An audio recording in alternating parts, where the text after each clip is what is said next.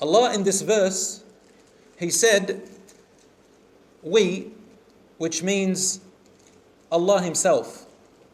Because those of you who have studied linguistics before, even in English or in any language, when you use plurality, when you say I in the plural form, or you in the plural form, as in you and us, for a single person, it's a word of royalty.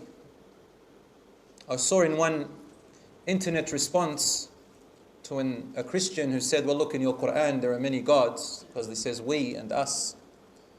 And this Muslim should have done a bit more research, said we means Allah and the angels.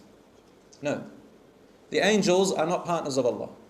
We is the linguistic royal word for a person who deserves to be honored. And he says, we. Such as the Queen of England says, we the Queen of England. Have you heard that before?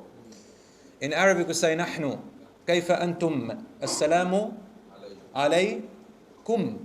Alaykum is a plural word. You say it to one person. And this is a form of respect.